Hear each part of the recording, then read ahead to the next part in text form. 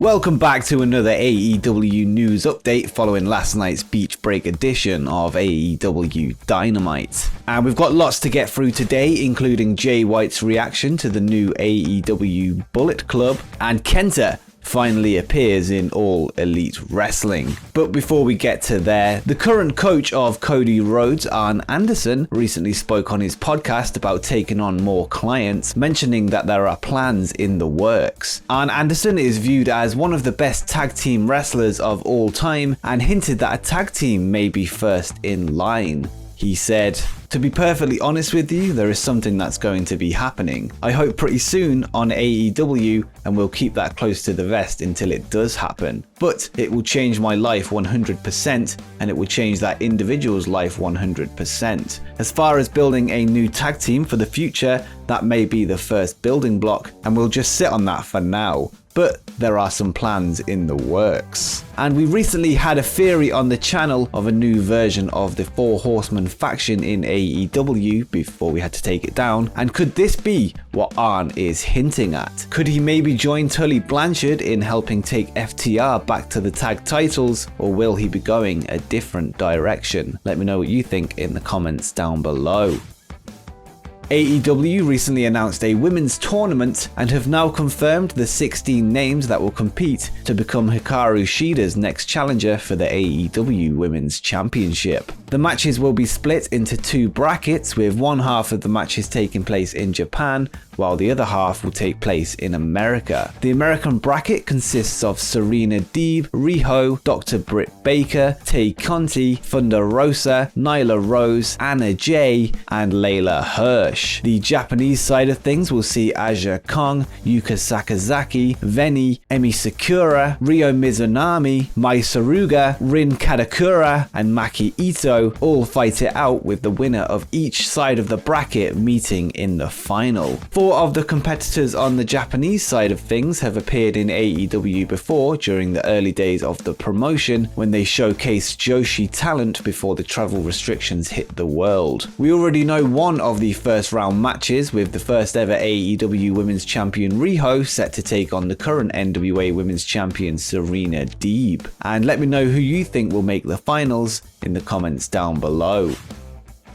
Yesterday, Jeremy Padawa from Jazzwares showed off the early renders of Series 5 of the AEW Unrivaled figures. The set will include a second appearance from Jon Moxley, which will come with a Chase variant that has the eye patch that he wore during his feud with Chris Jericho. The attire will likely be the one from AEW Revolution, where he won the AEW World Championship. This now means that Mox has 4 figures if you include the Chase variants. There will also be another Hangman Adam Page, who appeared in Series 2, this time also coming with a rare variant. Jurassic Express duo Jungle Boy and Luchasaurus will make their debut in the line, with both figures looking great. I've got a feeling that the Luchasaurus figure could be a popular one even amongst non-wrestling fans due to how toyetic the figure is. However, there is no sign of Marco Stunt to finish off the trio. And finally, SCU will also be 2/3 complete, as Scorpio Sky and Frankie Kazarian make up the rest of the names. As well as announcing the figures, Jeremy also addressed criticism from fans who are calling for more women to be represented in the line, with only 2 women appearing in all 5 sets so far.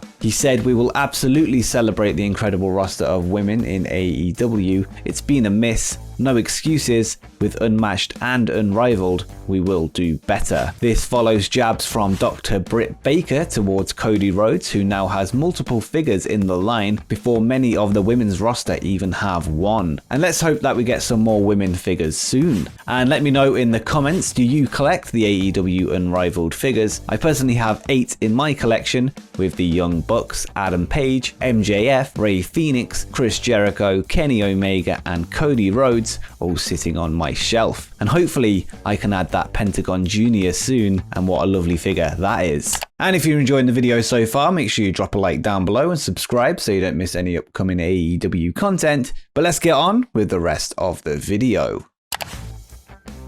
Following nearly a year away from the promotion, Jon Moxley made his return at New Japan Strong, where he confronted Kenta. Moxley took part in an interview on the New Japan YouTube channel and told them that he will be in New Japan for as long as he pleases. He said, "I made my intentions clear at Wrestle Kingdom. I'm still, all this craziness in the world aside in the last 10 months, I'm still very much part of New Japan Pro-Wrestling and will continue to be for as long as I damn well please and as much as I damn well please. There ain't anything that's gonna change that." And we have much more on Jon Moxley and Kenta a little bit later on, but first, following Jay White's return to New Japan following much speculation about his contract status, he spoke to the Japanese press about the recent Bullet Club reunion that took place on AEW Dynamite, which saw the Young Bucks, Kenny Omega, and the Good Brothers throwing up the Too Sweet.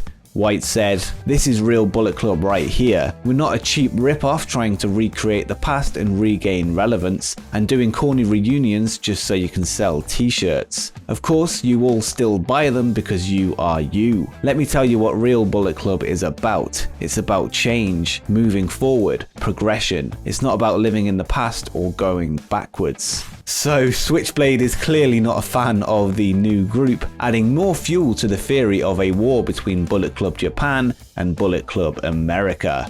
And speaking of Bullet Club, on last night's Beach Break edition of AEW Dynamite, the show ended with a shocking conclusion as New Japan star Kenta attacks Jon Moxley at the end of the show. Kenta is the holder of the IWGP US title briefcase, which makes him the #1 contender for Jon Moxley's IWGP United States Championship.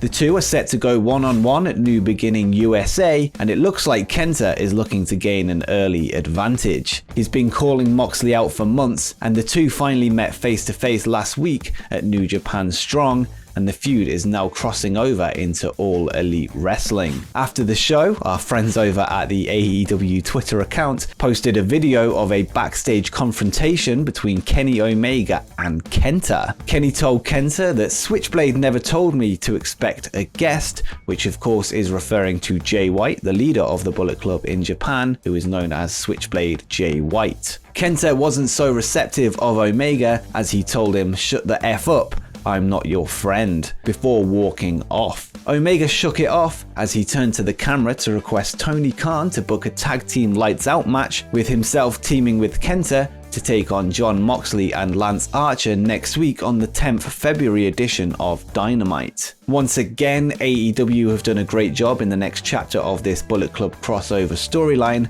and it looks like it could be getting a little bit more interesting.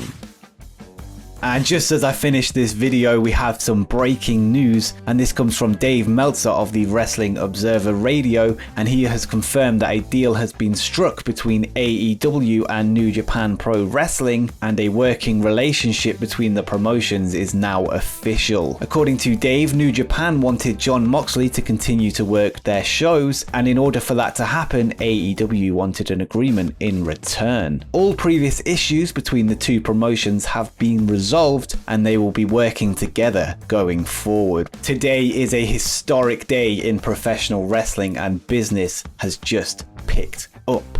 Tama Tonga, also of Bullet Club Japan, reacted to the invasion and tweeted, "Hey Kenta, while you're there, slap up Kenny Omega, Middle-Aged Bucks, Festus, and the other smaller Festus. And again, no need to thank us." This also seems to add to our theory that this storyline is leading to a Bullet Club versus AEW club feud rather than a full reunion of the group, which would actually make more sense. If everyone joined together, the group would just be way too big and way too convoluted, and an AEW faction versus New Japan faction would make a lot more sense. And what other New Japan stars would you like to see in AEW? Let me know in the comments your dream AEW versus New Japan match, and remember, never doubt Elite everything.